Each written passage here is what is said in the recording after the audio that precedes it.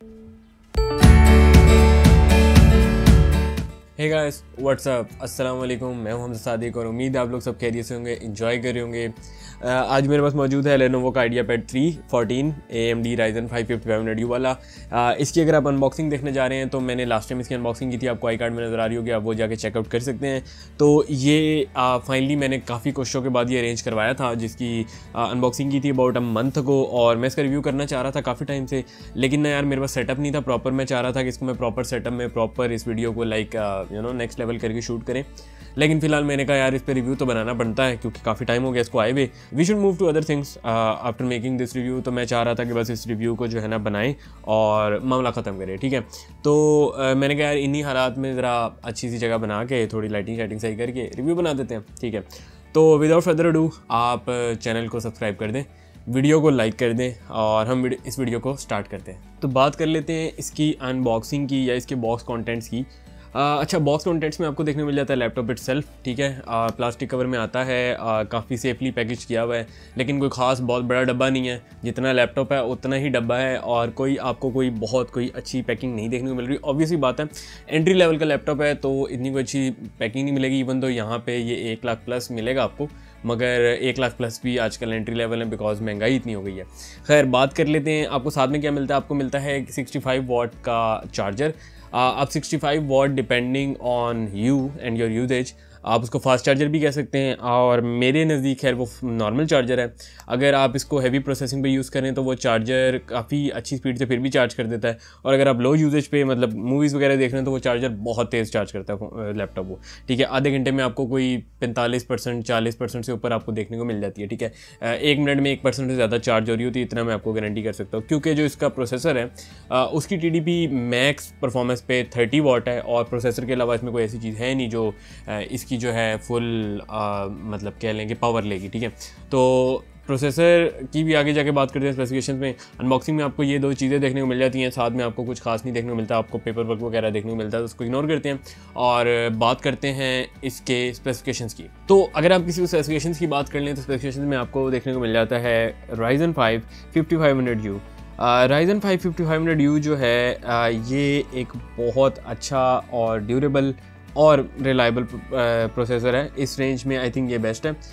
इसमें आपको मिल जाते हैं 6 कोर 12 थ्रेड और रेडियन ग्राफिक्स, ठीक है। इंटीग्रेटेड ग्राफिक्स हैं, ये गेमिंग लैपटॉप नहीं है, इसमें आपको डेडिकेटेड ग्राफिक कार्ड नहीं देखने को मिलता, तो ये ध्यान में रखिएगा, ये गेमिंग लैपटॉप नहीं है। इस लैपटॉप में आपको मिल जाता है Ryzen 5 5500U।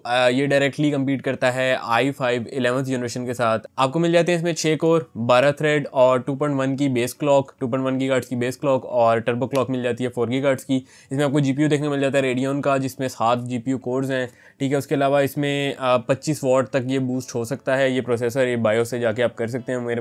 मुझे तो इसकी बायोस ही एक्सेस नहीं हो रही, I don't know why. Processor 7 nanometre के बेस पे है, बहुत उम्दा प्रोसेसर है।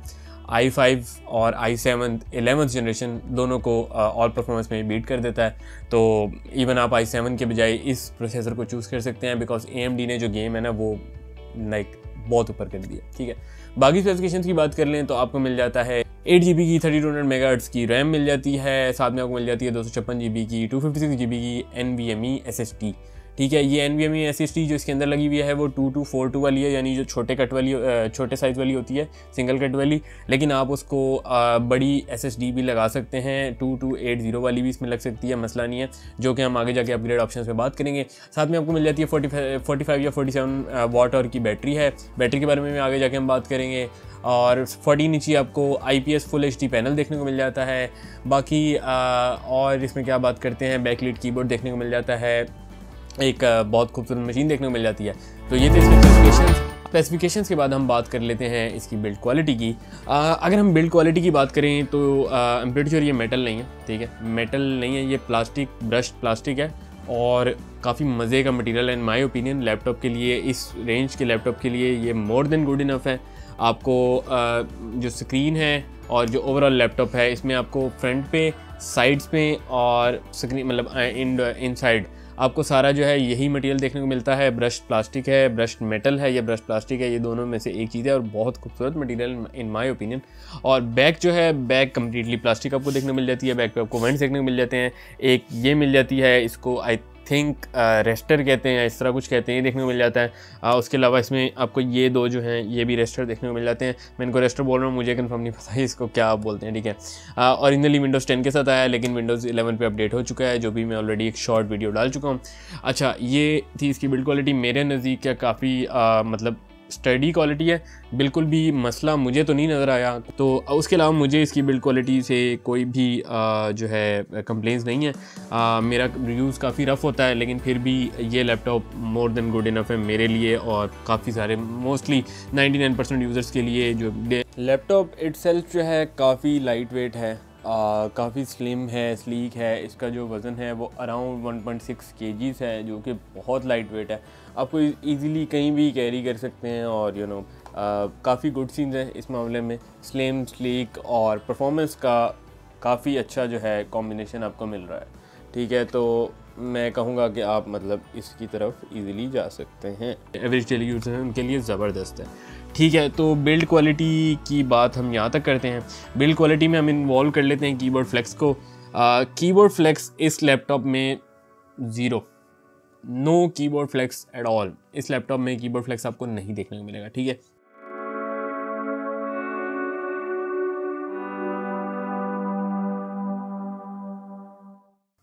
उसके बाद बात कर लेते हैं स्क्रीन वॉबलिंग की।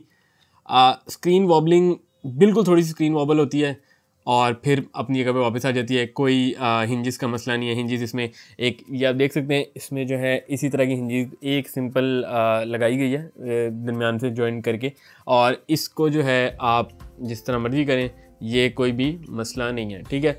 हिंजेस इसकी बहुत स्ट्रॉन्ग हैं और उसके अलावा जो इसकी मतलब स्क्रीन वॉबलिंग है, there is no problem at all. शायद आपको नज़र आ रहा हो या नहीं नज़र आ रहा, आई डोंट नो, लेकिन इसमें जो है कोई भी स्क्रीन वॉबलिंग का मसला नहीं है। आप थोड़ा सा इसको स्क्रीन वॉबल करते हैं, ये अपनी बात वापस अपनी जगह पे आ जाती है। उसके अलावा अगर पंखा भी चल रहा हो, बिल्कुल इस मेरे ऊपर पंखा अगर चल रहा हो, अभी तो ऑफ़ किया हुआ है, अगर चल रहा हो तो बिल्कुल माइनर सा कभी कभार आपको फ्लेक्स देखने को मिलता है, वो भी अगर हवा बिल्कुल इस तरह चल रही हो, वरना इसमें आपको नहीं देखने को मिलता। और इवन जब आप टाइप कर रहे होते हैं, तो इवन जब आप टाइप कर रहे होते हैं, ये स्क्रीन वॉबल बिल्कुल भी नहीं करती, ठीक है। तो ये हमने कवर कर ली, इसकी बिल्ड क्वालिटी, इसकी काफ़ी फ्लेक्सेस, हिंजेस, इस तरह की चीज़ें हमने कवर कर ली, ठीक है। उसके बाद हम बात कर लेते हैं कीबोर्ड और ट्रैक पैड की क्वालिटी, ठीक है। तो स्क्रीन को हम ज़रा फुल कर देते हैं। ऑलमोस्ट आई डोंट नो ये 180 तो नहीं है, लेकिन ये 65 170 पे जाता है, तो 170 के आसपास ये जा रहा है। कीबोर्ड की क्वालिटी बात कर लें, frankly speaking I am a fan of bigger buttons, और जिस तरह के आपके थिंक पैड के कीबोर्ड्स होते हैं ना, मैं उस चीज़ का फ़ैन ज़्यादा हूँ। लेकिन मुझे इस लैपटॉप ने भी बहुत इम्प्रेस किया। इवन मतलब मैं यहाँ तक जाना चाहूँगा कि I prefer typing on this keyboard. मैं एक राइटर हूँ, मुझे टाइपिंग का शौक भी बहुत है, मेरी टाइपिंग स्पीड भी बहुत अच्छी है, तो मुझे इस कीबोर्ड में टाइप करने में, I believe I am an expert in this topic, तो टाइप करने में इसमें बहुत मज़ा आया। चिकलेट स्टाइल कीबोर्ड है और मैंने इससे पहले किसी लैपटॉप में ये यूज़ तो नहीं किया, लेकिन मुझे पर्सनली ये बहुत पसंद आया। इसमें आपको 3 बैकलिट मोड देखने को मिल जाते हैं, एक नो बैकलिट, एक लो बैकलिट और एक जो है फुल बैकलिट, ठीक है। फुल बैकलिट से मतलब है फुल लाइट जो है, फुल ब्राइटनेस, ठीक है। कीबोर्ड की तरफ से नो कंप्लेंट्स। ट्रैक पैड, अच्छा ट्रैक पैड पे अगर आ जाएं तो ट्रैक पैड पूरा जो है बटन नहीं है, ठीक है। पहली चीज़ मैं आपको क्लियर कर दूं, ट्रैक पैड का जो हाफ बॉटम हाफ है वो बटन्स के तौर पे एक्ट करता है, जो टॉप हाफ है वो एक्ट नहीं करता। ट्रैक पैड इटसेल्फ एक अच्छा डिसेंट साइज़ है, बड़ा नहीं है, इससे बड़ा हो सकता था, ठीक है, लेकिन नहीं है। एक medium size decent size trackpad है। ट्रैक पैड की क्वालिटी मुझे बहुत पसंद आई। अक्सर मेरे से थोड़े, वैसे मैं I personally hate track pads, I personally hate laptops, तो मैं ये कहूँगा कि इस ट्रैक पैड पे मेरा हाथ इतना अच्छा सेट नहीं हुआ, लेकिन फ्रेंकली स्पीकिंग ट्रैक पैड के साथ कोई प्रॉब्लम्स नहीं है। लेफ्ट साइड पे क्लिक करेंगे लेफ्ट क्लिक होगा, राइट साइड पे क्लिक करेंगे राइट क्लिक होगा, और काफ़ी बड़ा आपको एरिया मिल जाता है जिस पर राइट और लेफ्ट आप क्लिक कर सकते हैं, ठीक है। अच्छा उसके बाद जो है एक चीज़ क्लियर कर दूं कि ट्रैक पैड में ना एक चीज़ है कि ये जो आप मतलब डस्ट होती है या चिप्स वगैरह जो आप खाते हैं, लेज़ वगैरह, उसके कुछ छोटे मोटे पार्टिकल्स होते हैं, तो वो आपको ना कोनों में अक्सर नज़र आते हैं, तो आपको वो क्लीन करने पड़ेंगे। ये एक प्रॉब्लम मुझे नज़र आया। कीबोर्ड में ये प्रॉब्लम नहीं है, कीबोर्ड में आई डोंट नो, मुझे ये प्रॉब्लम फेस नहीं हुआ बिल्कुल भी कि कोई भी ऐसे मुझे पार्टिकल नज़र आए, लेकिन इसमें ज़रूर नज़र आते हैं, ठीक है। तो ये चीज़ है। अच्छा उसके बाद बात कर लेते हैं इसकी पोर्ट्स की। और इसके पोर्ट्स के साथ साथ हम बात कर लेते हैं कि हमें आप इसके साथ साथ और क्या फीचर्स देखने को मिल जाते हैं इसके लाइक बिल्ड क्वालिटी में, ठीक है। तो पोर्ट्स की अगर हम बात कर लें तो आपको यहाँ पर सबसे पहले देखने को मिल जाता है हेडफोन जैक, साथ में आपको देखने को मिल जाती है एक टाइप सी पोर्ट। अब टाइप सी पोर्ट का मैंने नहीं सुना है, ना ये चार्जिंग के लिए इस्तेमाल हो सकती है और ना ही ये डिस्प्ले के लिए इस्तेमाल हो सकती है। डिस्प्ले के लिए I am not sure, charging के लिए ये कंफर्म है कि ये इस्तेमाल नहीं हो सकती, विच इज़ अ बमर। मेरा पर्सनली ओपिनियन था कि चार्जिंग के लिए इस्तेमाल होनी चाहिए थी, और आजकल का लैपटॉप है तो चार्जिंग टाइप सी से बनती है यार, मेरे ख्याल में तो बनती है। खैर स्टिल मतलब 1 लाख का एंट्री लेवल लैपटॉप है तो हम ये शायद एक्सपेक्ट नहीं कर सकते। उसके बाद आपको देखने को मिल जाती है फुल साइज HDMI, जो कि एक बहुत अच्छी बात है। और उसके बाद आपको मिल जाती है एक टाइप ए पोर्ट, नॉर्मल जो 3.0 वाला टाइप ए पोर्ट है, 3.1 वाला टाइप ए पोर्ट है, मैं यहाँ नीचे लिख दूंगा जो सा भी है। साथ में आपको देखने को मिल जाता है इसका पावर, जहाँ पर पावर जैक लगता है, ठीक है। चार्जिंग स्लॉट मिल जाती है, ये चार्जिंग स्लॉट एक लेनोवो की ट्रेडिशनल गो स्टाइल वाली है। I don't like that, but I wish type C होती। अच्छा, दूसरी तरफ आ जाएँ तो आपको देखने को मिल जाती है एक लाइट जो कि बताती है आपको कि पावर ऑन है या नहीं है। दूसरी तरफ उसके साथ एक और लाइट आपको देखने को मिल जाती है जो कि आपको बताती है हेडफोन्स हैं कि नहीं है, लगे हुए कि नहीं लगे हुए। और साथ में आपको देखने को मिल जाता है एक full size SD card slot, micro SD नहीं है, फुल साइज स्लॉट है। और साथ में आपको मिल जाता है एक टाइप ए अगेन 3.0 का पोर्ट। अच्छा, यहाँ पे आपको मिल जाती है USB टाइप A 3.1 Gen 1, और सेम फॉर दूसरी साइड भी आपको जो है ना USB टाइप A 3.1 Gen 1 मिल जाता है पोर्ट, ठीक है। उसके अलावा आपको इसमें कलर देखने को मिल जाते हैं, ये एबिस ब्लू है, ठीक है। इसमें आपको ग्रे वगैरह भी मिल जाता है, पिंक भी मिल जाता है, पिंक नहीं आई थिंक रेड होता है, और साथ में आलमंड और ब्लैक। मुझे ये ब्लू में ही नज़र आया, अमेज़ॉन पे मैंने जहाँ भी देखा मुझे ये ब्लू में नज़र आया। क्योंकि हम बिल्ड क्वालिटी की भी बात कर रहे हैं तो इसमें मैं आपको ये बताता चलूँ कि काफ़ी स्लिम एंड स्लीक लुक है। जो स्क्रीन इटसेल्फ है वो बहुत स्लिम है, और बैक साइड पे आपको लेनोवो का एक ये छोटा सा लोगो टाइप देखने को मिल जाता है जो कि इसके अंदर घुसा हुआ है। और उसके अलावा आपको इसमें कोई भी ब्रांडिंग नहीं देखने को मिलती। अगर आप इनसाइड देखें तो आपको जो है साथ में यहाँ पर एक और लेनोवो का ये एम्बेडेड मिलता है, एक एम्बेडेड स्टिकर कहेंगे या प्रिंट कहेंगे, मुझे नहीं पता, इसको स्टिकर ही कहते हैं। साथ में आपको एक लेनोवो आइडियापैड 314 का स्टिकर देखने को मिल जाता है। साथ में आपको AMD रेडियन ग्राफिक्स और Ryzen 5 5500U या 5000 सीरीज़ का स्टिकर देखने को मिल जाता है। अच्छा, उसके बाद बात कर लेते हैं, आपको इसमें मिल जाता है एक फिंगरप्रिंट सेंसर पावर बटन के अंदर ही, और फिंगरप्रिंट सेंसर काफ़ी तेज़ है, मैं आपको बल्कि ये दिखा देता हूँ, ठीक है। ये देख सकते हैं, खुल गया, सही है।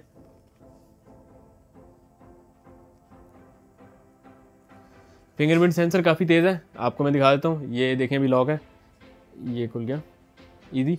फिंगरप्रिंट सेंसर बहुत इफेक्टिव है, बहुत तेज़ है, बस आपको प्लेसमेंट चाहिए होती है। मैंने ये वाली फिंगर लगाई हुई है तो ये वाली फिंगर फ़ौरन इस पर काम करती है। साथ में आपको देखने को मिल जाता है एक वेबकैम शटर, ठीक है। वेबकैम शटर का भी मैं आपको दिखा देता हूँ। कैमरा खोल लेते हैं, तो कैमरा खोल लिया, देखें वेबकैम शटर आगे हुआ है तो कैमरा जो है नहीं चल सकता। इसको हटाएँगे तो कैमरा जो है, लेकिन अभी भी हमने वेंटेज से बंद किया हुआ है, लेनोवो वेंटेज से हमने बंद किया हुआ है। तो हम वेंटेज को खोल लेते हैं। वेंटेज के अंदर जाके भी आप ऑप्शन है ऑफ कर सकते हैं, तो दैट्स ग्रेट। हम इधर से जाके इसको ऑन कर लेते हैं।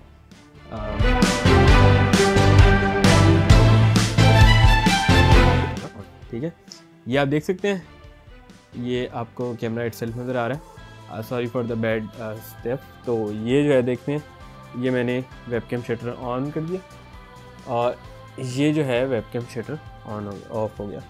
वेबकैम शटर को आप ऑन ऑफ कर सकते हैं, इससे आपकी जो प्राइवेसी है वो बनी रहेगी। तो जो लोग इस बारे में थोड़ा सा पैरानॉइड हैं वो इस चीज़ पे थोड़ा गौर व फिक्र कर सकते हैं।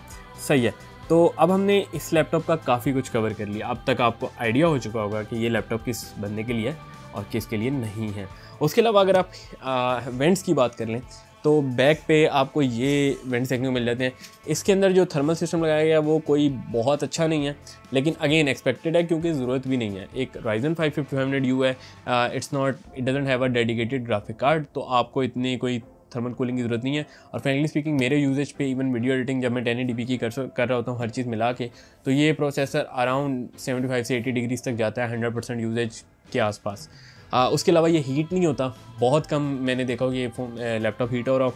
हाँ, इसमें एक प्रॉब्लम है जिसके बारे में हम अपग्रेड वाले सेक्शन में बात करने लगे हैं, वो है इसकी रैम। 8 GB रैम मेरे ओपिनियन में आजकल के लिहाज से बहुत कम है, स्पेशली कंसिडरिंग 8 GB में से 2 GB जो हैं आपके चले जाते हैं ग्राफिक कार्ड में। मतलब जो इसका इंटीग्रेटेड ग्राफिक्स है उसमें 2 GB VRAM यूज़ हो जाती है।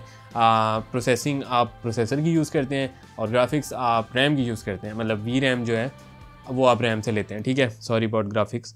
खैर, तो 2 GB तो चलेगी वहाँ पे, पीछे रहेगी 6 GB रैम। अब 6 GB में आजकल स्पीकिंग विंडोज़ 11 पे गुजारा नहीं है, ठीक है, तो इसलिए मैं सजेस्ट करूँगा कि हम बात कर लेते हैं अपग्रेड्स की, ठीक है। और अपग्रेड्स की बात करें तो मैं सजेस्ट करूँगा कि आप इसमें मिनिमम 12 GB रैम करवाएं। 12 GB मैं क्यों कह रहा हूँ वो भी बताता हूँ। तो आपको अपनी स्क्रीन पे एक अब नज़र आ रहा होगा डिस्प्ले, पिक्चर नज़र आ रही होगी जिसमें ये लैपटॉप बैक से खुला हुआ है। अच्छा, मैं खुद पर्सनली अभी तक मैं इस चीज़ पे स्टार्ट नहीं हुआ, ना ही मैं होने वाला हूँ, मेरा खुद अभी इसको ओपन करने का कोई मूड नहीं है। मैंने इसकी रैम अपग्रेड करनी है अगर ये मेरे पास रहा तो, विच इज़ मेरे पास इतनी ज़्यादा अरसा चीज़ें रहती नहीं है, मैं सेल या परचेज़ करता रहता हूँ, मैं अपने शौक़ के हिसाब से चीज़ें चेंज करता रहता हूँ। तो अगर इसमें अपग्रेड्स की बात करें तो आप एक इसी SSD को चेंज कर सकते हैं और दूसरा आप इसकी रैम को चेंज कर सकते हैं, उसके अलावा कोई ऐसी चीज़ नहीं है जो आप इसमें बदल सकें, ठीक है। तो जो SSD है वो आप छोटी वाली निकाल के एक प्रॉपर NVMe भी लगा सकते हैं, इसमें स्लॉट प्रॉपर दी गई है, कोई मसले वाली बात नहीं है। तो मैं ये सजेस्ट करूँगा कि अगर आपने NVMe अपग्रेड करनी हो तो आप 256 से 1 TB पे कर सकते हैं, गुड सीन्स हैं। उसके बाद अगर रैम की बात कर लें तो 4 GB जो है वो इसके मदरबोर्ड पर सोल्डर्ड है, जो कि आप एक्सेस नहीं कर सकते। जो अदर 4 GB है वो आप एक्सेस कर सकते हैं, तो मैं सजेस्ट करूँगा कि आप उसको चेंज करके 8 या 16 GB की मॉड्यूल बीच में लगा लें, तो टोटल आपकी 12 या 20 GB तक जा सकती है। इससे ऊपर ये सपोर्ट नहीं करेगा, 32 GB वाली ये सपोर्ट नहीं करेगा। तो आप इसमें मिनिमम 12 GB तो करवाएं अगर आप ये लैपटॉप परचेज़ कर रहे हैं तो, ठीक है। ये बात होगी अपग्रेड्स की। अपग्रेड्स में आप इसका थर्मल सिस्टम भी चेकआउट कर सकते हैं, तो आपको नज़र आ रहा होगा। अच्छा, तो हम बात करने वाले थे डिस्प्ले के बारे में। तो डिस्प्ले इसका है IPS स्क्रीन है और 14 इंच की स्क्रीन है, ठीक है। तो 14 इंच आपको IPS 1080p डिस्प्ले देखने को मिल जाता है, जो कि मोर देन गुड इनफ है।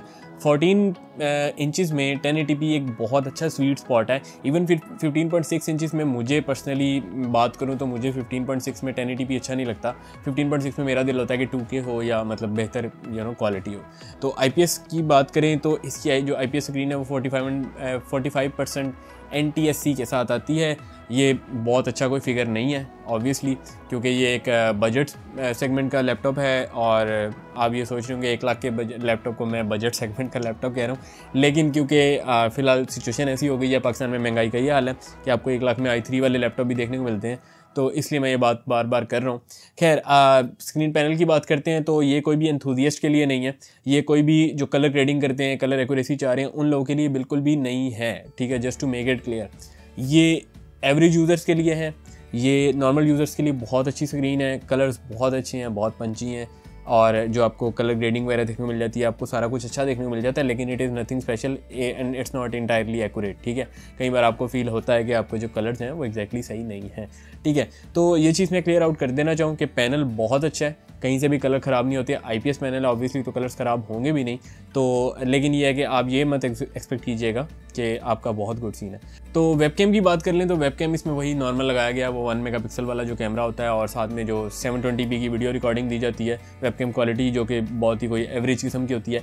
तो अभी आपको स्क्रीन पे आपका सैंपल नज़र भी आ रहा होगा, तो आप खुद भी जज कर सकते हैं। लेकिन मैं अगेन यही बात कहूँगा कि इस बजट के जो भी लैपटॉप्स हैं, इवन जो इससे हाई बजट के लैपटॉप हैं, जो इवन i7 वाले लैपटॉप हैं जो 1.5 लाख पौने 2 लाख तक जाते हैं, जिनमें like Intel evo certified laptops भी हैं, उनके भी कैमराज आर लाइक बहुत बुरे कैमराज होते हैं, ठीक है। तो एक्सपेक्टेशंस कुछ नहीं रखी जा सकती, लेकिन आप सैंपल चेकआउट करें। तो ये है वेबकैम का सैंपल, आपको अपनी स्क्रीन पे नज़र आ रहा होगा। Lenovo IdeaPad 314 AMD Ryzen 5 5500U। आपको ऑडियो भी सुनाई दे रही होगी और आपको वीडियो भी नज़र आ रही होगी। तो मैं इसको कोई ख़ास अच्छा तो रेट नहीं करूँगा। सारे लैपटॉप्स के जो मतलब इस रेंज के डिस्प्लेज आते हैं, डिस्प्ले सॉरी कह रहा हूँ, इस रेंज के जो कैमराज आते हैं तकरीबन उसी सीन में है, बिल्कुल भी बस बहुत एवरेज है, ठीक है। आपको गुजारा कर सकते हैं, वीडियो कॉल्स, क्लासेस आपने अटेंड करनी है, मीटिंग्स अटेंड करनी, गुजारा कर देगा, नथिंग स्पेशल, ठीक है। अभी जो न्यू लैपटॉप्स आ रहे हैं उनमें काफ़ी सरफेस वगैरह हैं जो उनका मतलब काफ़ी अच्छा है, तो you can check that out. अभी तो ये रिंग लाइट चल रही है तो उसकी वजह से भी अच्छा लग रहा होगा, लेकिन इसी के बाद मैं एक और सैंपल अटैच कर दूंगा जिसमें ये रिंग लाइट नहीं होगी, नॉर्मल लाइटिंग होगी, आप वो भी चेकआउट कर सकते हैं, ठीक है। Thank you. This is how the keyboard sounds जब आप इस पर टाइप कर रहे हो। ठीक है, आई डोंट नो अगर आपको आवाज़ आ रही है या नहीं आ रही, क्योंकि ये बहुत एक लाइट साउंड वाला कीबोर्ड है, ज़्यादा आवाज़ बिल्कुल भी नहीं करता, और कीबोर्ड पे टाइप करने से स्क्रीन वॉबल भी नहीं होती, which is a great thing, सही है। तो मैंने कहा आपको ये भी दिखा दूँ। ये कीबोर्ड में मैं टाइप कर रहा हूँ, कोई स्क्रीन वॉबल नहीं मुझे देखने को मिल रहा, कोई जो है कीबोर्ड ज़्यादा आवाज़ नहीं कर रहा। बाकी आपको वीडियो में आवाज़ आ रही होगी तो आपको बेहतर पता लग जाएगा। तो do comment on that and let me know कि आपको ये कैसा लग रहा है। उसके बाद बात कर लेते हैं इसकी जो है ऑडियो क्वालिटी की, स्पीकर्स की अगर बात करें तो इसमें 1.5 वाट के दो स्पीकर्स लगाए गए हैं, 1.5 वाट्स के। स्पीकर सिस्टम इसका बहुत अच्छा है, लाउड नहीं है, लाउडनेस इसकी इतनी है कि बस अगर पंखा चल रहा हो तो आपको आपकी जो, अगर आप मूवी देख रहे हैं तो उसकी आवाज़ नहीं आती, अगर कोई गाना वगैरह तो उसकी आवाज़ आ जाती है, तो मूवी की आवाज़ लाइक इंटायरली क्लियर नहीं आती, लाउडनेस थोड़ी सी कम है। लेकिन वैसे अगर बात करें तो आपको जो है अच्छी क्वालिटी बहुत अच्छी देखने को मिल जाती है, क्लियर है, क्रिस्प है, कहीं पे आवाज़ फटती नहीं है, तो आपको क्वालिटी बहुत अच्छी देखने को मिल जाती है। इसका जो साउंड लाउडनेस लेवल है वो 50-52 dB के तक जाती है, तो दैट्स गुड इनफ। बट इस बजट का सेगमेंट का लैपटॉप है, तो इस बजट के हिसाब से हम उसको जज करेंगे, और इस बजट के हिसाब से इन्होंने बहुत अच्छी क्वालिटी प्रोवाइड की। लेनोवो ने वैल्यू फॉर मनी के मामले में जो नो लेवल बहुत अप कर दिया। तो ऑडियो क्वालिटी ये थी, वेबकैम क्वालिटी का मैं आपको बता चुका हूँ। उसके बाद बात कर लेते हैं इसके सॉफ्टवेयर के बारे में, इसकी ऑप्टिमाइजेशन के बारे में, इसमें ब्लोटवेयर के बारे में। मैंने जब ये लैपटॉप लिया था तो उस वक्त मैंने ब्लोटवेयर नोटिस किया था। अराउंड 4 से 5 डिफरेंट एप्लीकेशन इन्होंने इंस्टॉल करके दी हुई थी, जिसमें लेनोवो वॉइस था, जिसमें लेनोवो वेंटेज है, और बाकी 2-3 और चीज़ें थी जो कि मुझे याद नहीं। उस टाइम मैंने जल्दी में बस I was really excited and I set it up, और मैंने जो है ना वो डिलीट कर दी। तो वो थी क्या मुझे अब याद नहीं है, लेकिन ये है कि वो फजूल चीज़ें थी 2-3 जो मैंने उड़ा दी। लेनोवो वॉइस भी पता नहीं मैंने क्यों भी तक रखा हुआ है, लेकिन उसका भी मुझे कोई पर्सनली काम नहीं है। और लेनोवो वेंटेज जो है वो बहुत एक अच्छा ऑप्शन है, तो मैं आपको वो बल्कि खोल के भी दिखा देता हूँ। उसमें जो है आपको लैपटॉप की वारंटी, लैपटॉप की जो फीचर्स हैं, माइक ऑन ऑफ कर सकते हैं, कैमरा आप यहाँ से शटर बटन से, ये शटर जो स्विच है इससे भी ऑन ऑफ कर सकते हैं, मतलब ब्लॉक कर सकते हैं, लेकिन आप कैमरे को वहाँ से ऑफ भी कर सकते हैं। तो अगर आप यहाँ पर देख सकें, मैं जूम कर दूँगा होपफुली अगर स्क्रीन क्लियर हुई, तो यहाँ पे देखें आपको वारंटी शो हो रही है, 12 महीने की वारंटी यहाँ से वो बता रहा है कि ये सितंबर से सितंबर तक वारंटी है, 10 महीने रिमेनिंग है। उसके अलावा सिस्टम इन्फॉर्मेशन दे रहा है, आपको डिवाइस इन्फो मिल जाती है, डिवाइस फीचर्स मिल जाते हैं, ये माइक्रोफोन, कैमरा अपडेट, रैम वगैरह, डिस्क स्पेस, वारंटी और सिस्टम अपडेट, ये सारी चीज़ें जो है ना आपको बता देता है। उसके अलावा आपको इसमें जो आपको कूलिंग मोड देखने को मिल जाते हैं, इंटेलिजेंट थर्मल विद FN+Q की, तो इसमें मैं आपको दिखा देता हूँ। ये आपका मिल गया है एक्सट्रीम परफॉर्मेंस मोड है, ये आपका जो है इंटेलिजेंट कूलिंग मोड है। इसमें लैपटॉप बहुत कूल रहता है, परफॉर्मेंस थोड़ी सी कॉम्प्रोमाइज़ होती है, लेकिन लैपटॉप कूल रहता है, ठंड गर्म नहीं होता, और साथ में आपको इंटेलिजेंट बैटरी लाइफ देखने को मिल जाती है। तो मैंने इसको मोस्टली एक्सट्रीम पे रखा होता है, लेकिन इतना फ़र्क नहीं पड़ता, एक्सट्रीम परफॉर्मेंस पे रखें या इस पर जो भी रखें, ठीक है। तो लेनोवो वेंटेज काफ़ी अच्छा ऑप्शन है, और मैंने इसको डिलीट नहीं किया क्योंकि ये अगेन हेल्प करता है काफ़ी और सब कुछ बताता रहता है, तो मैं इसको ये कहूँगा। बाकी इसकी सॉफ्टवेयर और ऑप्टिमाइजेशन काफ़ी अच्छी है। सिर्फ एक मसला है कि इसमें रैम जो है 8 GB है, जो मैं पहले भी बता चुका हूँ, मैं दोबारा आगे परफॉर्मेंस में भी बताऊंगा कि रैम जो है वो 6 GB इसकी सिर्फ काउंट होती है, क्योंकि 2 GB VRAM के लिए चली जाती है, जो इंटीग्रेटेड ग्राफिक कार्ड है, इंटीग्रेटेड ग्राफिक कार्ड नहीं है, इंटीग्रेटेड ग्राफिक्स है, ठीक है, तो उसमें चली जाती है। तो दैट्स अ बिग प्रॉब्लम, आपको रैम अपग्रेड करानी ही पड़ेगी। तो ऑप्टिमाइजेशन के मामले में सिर्फ रैम का मसला है, आप 20-25 टैब्स खोलते हैं क्रोम की और साथ में आप कुछ और खोलते हैं तो वो क्रोम क्रैश करेगा ना, ऑब्वियस ही बात है, Chrome Yeats all of the RAM, तो क्रोम को फिक्स करना चाहिए गूगल को, बट खैर ये सीन है। अच्छी बात कर लेते हैं इसकी बैटरी की। बैटरी एक बहुत इंपॉर्टेंट पॉइंट होता है बहुत से लोगों के लिए जब वो लैपटॉप खरीद रहे होते हैं, और battery is frankly one of the reasons. Battery और पोर्टेबिलिटी के अलावा कोई ऐसा रीज़न ही नहीं है जो आप लैपटॉप खरीदें पीसी के ऊपर। पीसी ना खरीदने की वजह ही दो होती हैं कि पोर्टेबिलिटी और बैटरी। अब बैटरी इस लैपटॉप की बहुत अच्छी है, आई थिंक 45 या 47 वाट आवर की बैटरी है, जो कि बहुत बड़ी नहीं कंसीडर होती, लेकिन इसकी बैटरी चलती बहुत अच्छी है क्योंकि इसका जो प्रोसेसर है वो बहुत एफिशिएंट है। वो 10 से 15 TDP नॉर्मली कंज्यूम कर रहा था, 10 से 15 वाट। जो लोग नहीं जानते, प्रोसेसर एक वाटेज कंज्यूम करता है जो पावर ले रहा है, जो चार्जर से पावर आ रही है, बैटरी से आ रही है। तो अगर जितनी वो कम पावर लेगा, जितना वो एफिशिएंट प्रोसेसर है, उतनी ही बैटरी ज़्यादा चलेगी। तो जब आप नॉर्मल यूज़ कर रहे होते हैं तो इसका प्रोसेसर कभी भी 100% चलता ही नहीं है। इवन आप मतलब आप वीडियो एडिटिंग कर रहे हैं, आप गेमिंग कर रहे हैं, तभी इसका प्रोसेसर 100% पुश नहीं होता, क्योंकि इसका प्रोसेसर बहुत ज़्यादा पावरफुल है। तो बैटरी इसकी बहुत अच्छी चलती है। अगर आप मल्टीमीडिया यूज़र हैं, मूवीज़ वगैरह देखते हैं, तो अगर आप VLC पे देख रहे हैं तो ये 8-9 घंटे 10 घंटे तक चल जाता है। अगर आप इसको नेटफ्लिक्सिंग कर रहे हैं तो 6-7 घंटे 8 घंटे उस पर भी चल जाता है। अगर आप वैसे वेब ब्राउजिंग कर रहे हैं, थोड़ा सा पुश कर रहे हैं, थोड़े से टैब्स वगैरह खोल रहे हैं और मिक्स्ड यूजेज है, उस पर आपका ये लैपटॉप 4 से 6 घंटे आपके यूजेज पे निकाल सकता है। 3 से 4 घंटे तो मिनिमम है। मगर अगर आप हैवी यूजेज करते हैं तो आप एक्सपेक्ट करें कि 1 से 3 घंटे ये निकाल लेता है।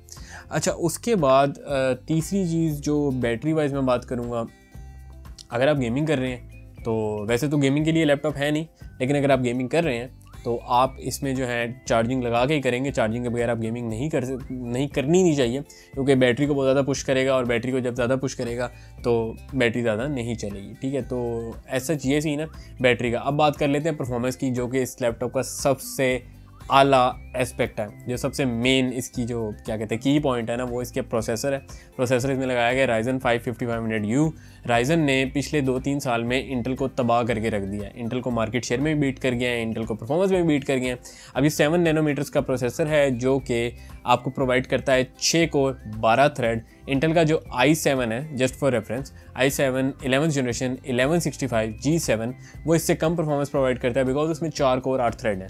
उसकी सिंगल कोर परफॉर्मेंस इससे बहुत बेहतर है क्योंकि वो 4.6 गीगाहर्ट्ज़ तक बूस्ट करता है जहाँ तक मेरा ख्याल है, और ये सिर्फ 4 गीगाहर्ट्ज़ तक बूस्ट करता है। लेकिन क्योंकि इसमें 12 थ्रेड हैं, 6 कोर हैं, उसमें 4 कोर हैं, इसमें 6 कोर हैं, तो ऑब्वियसली वो बहुत मेजर डिफरेंस आ जाता है। तो ये जब ऑल परफॉर्मेंस की बात करते हैं, ओवरऑल परफॉर्मेंस की बात करते हैं, तो ये इंटेल से i7 से भी ऊपर है।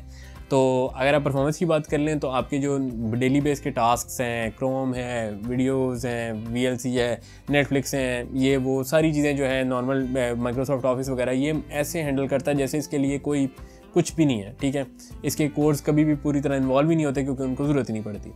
अगर आप बात कर लें एक्चुअल परफॉर्मेंस यानी प्रोडक्टिविटी की, एडोब प्रीमियर प्रो फिल्मोरा मैं 10 यूज़ कर रहा हूँ फ़िलहाल वीडियो एडिटिंग के लिए बिकॉज इट्स ईजियर। मैं आगे एडोब प्रीमियर प्रो पे शिफ्ट करने वाला हूँ। मेरा इतना कोई हैवी वो नहीं है, मतलब मैं ट्रांजिशंस वगैरह इतने यूज़ नहीं करता, मैं करूँगा लेकिन अभी नहीं यूज़ करता, तो इसलिए मैं आपको ये मतलब यूज़ केस क्लियर कर रहा हूँ ना, ताकि आपको पता चल जाए। तो उस यूजेज पे ये लैपटॉप वीडियो एडिटिंग के लिए परफेक्ट है। ये इतना सा भी मतलब ना स्लो होता है और ना बिल्कुल भी मतलब रेंडरिंग के भी इशूज़ नहीं है, कोई भी इशूज़ नहीं है फिल्मोरा में, और 1080p और विदाउट ट्रांजिशंस। ठीक है, ट्रांजिशंस ऐड करेंगे मुश्किलात होंगी, मतलब ऑब्वियसली पुश होगा, ग्राफिक कार्ड होता है, ग्राफिक कार्ड चाहिए होता है। तो लेकिन मैं ये बात क्लियर कर देना चाहूँगी, एडोब प्रीमियर प्रो या फिल्मोरा 1080p तक की वीडियो एडिटिंग ये आपको बड़े मज़े से करवा देगा। बहुत ज़्यादा कम्प्लेक्स एडिटिंग करेंगे तो ऑब्वियसली मसला होगा, लेकिन मीडियम से लो लेवल की एडिटिंग यानी कम ट्रांजिशंस एंड कम प्रोसेसिंग बहुत मज़े से करवाएगा। Same for Photoshop and everything, ये बड़े आराम से हैंडल कर लेगा वो वाली चीज़ें जो प्रोसेसर डिपेंडेंट है। जो ग्राफिक डिपेंडेंट है वो भी गुजारे लायक कर लेता है, लेकिन बहुत ज़्यादा एक्सपेक्टेशंस मत रखिएगा। अच्छा, उसके बाद प्रोडक्टिविटी की बात कर रहे थे, तो मैंने प्रोडक्टिविटी की चीज़ें आपको बता दी। ग्राफिक डिज़ाइनिंग वगैरह के लिए लैपटॉप बहुत अच्छा है, फ्रीलांसिंग के लिए लैपटॉप बहुत अच्छा है। उसके बाद बात करते हैं गेमिंग की। ये गेमिंग लैपटॉप नहीं है, just to make it clear. Slim है, स्लीक है, कूलिंग सॉल्यूशंस बहुत हल्के लगाए गए हैं, ऑब्वियसली सिर्फ प्रोसेसर है, GPU है ही नहीं, तो इसलिए मैं ये चीज़ क्लियर कर देना चाहूँगा, ये गेमिंग लैपटॉप नहीं है, मगर ये गेमिंग करवा देगा आपको। कैसे? GTA 5 ये लो से मीडियम सेटिंग्स पे 1080p पे आपको 60 के अराउंड अबाउट FPS प्रोवाइड कर देता है। ठीक है, मैं अब यहाँ पर स्क्रीन पर लगा भी दूंगा। FIFA 21 एंड FIFA 22 जो कि मैं खेलता हूँ पर्सनली, उनमें ये दोनों अगर लॉक टू 60 FPS करते हैं तो 60 FPS 1080p आपको करवा देता है। अगर आप लॉक नहीं करते तो 60 से ज़्यादा FPS पे आ जाते हैं। बहुत स्मूथ चलती है, बहुत मज़े की चलती है, लो से मीडियम सेटिंग में, हाई में नहीं अल्ट्रा में भी नहीं, हाई में भी। वैलोरेंट मेरी सिस्टर खेलती है और इस पर ये 100 के अराउंड अबाउट FPS प्रोवाइड करता है। बहुत अच्छी गेमिंग करवा लेता है वैलोरेंट पे, और कम्पिटिटिव गेमिंग में अच्छी करवा देगा। CS:GO अच्छी चला देगा। मैंने पर्सनली नहीं खेली लेकिन मुझे पता ही है चला देगा, और साथ में जो आपकी फोर्टनाइट है वो भी अच्छी चल जाती है इसमें। ठीक है, तो परफॉर्मेंस गेमिंग वाइज मैं आपको यही बताना चाह रहा था कि मतलब बहुत अच्छा आपको अल्टरनेटिव है, लेकिन आप इस पर कम्प्लीटली डिपेंडेंट नहीं कर सकते। ये गेमिंग सिस्टम नहीं है, गेमिंग PC नहीं है, लेकिन बहुत अच्छा ऑप्शन है। ठीक है, आप चेकआउट लाजमी कर सकते हैं। अब मैं कंक्लूजन पे आता हूँ। कंक्लूजन में हम दो चीज़ों की बात करेंगे, डिस्कशन वो करेंगे, प्राइस और ये लैपटॉप किसके लिए है। प्राइस की बात करें तो ये लैपटॉप राउंड अबाउट 1 लाख से लेके 1,10,000 में होना चाहिए। सीजोन ने एक करंटली इसका एक अल्टरनेटिव लिस्ट किया था, वो था Lenovo IdeaPad 3 15। ये 14 है, वो 15 था, सेम प्रोसेसर, सेम स्पेसिफिकेशंस, मगर उसकी स्क्रीन TN पैनल था, ये स्क्रीन IPS है।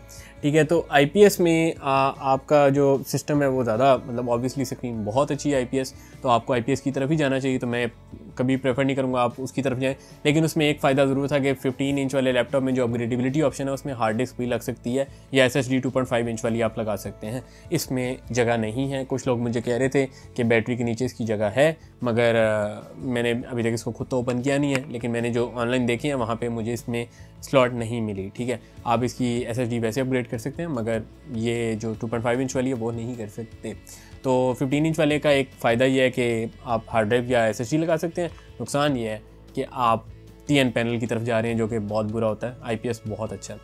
तो प्राइस की मैंने बता दिया आपको, 1 लाख से 1,10,000 तक ये मिलना चाहिए, क्योंकि बाहर ये अराउंड 460 से लेके $550 के बजट में रेंज में मिलता है, सेल होता है, depending on where you live.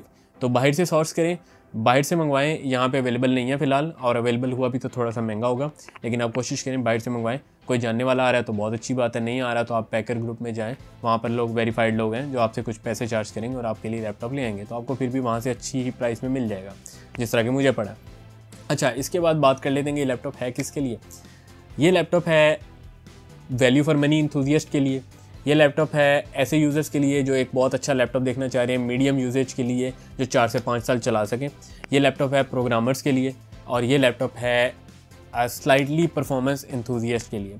Performance enthusiast में क्यों कह रहा हूँ, क्योंकि इसका जो प्रोसेसर है वो बहुत पावरफुल है।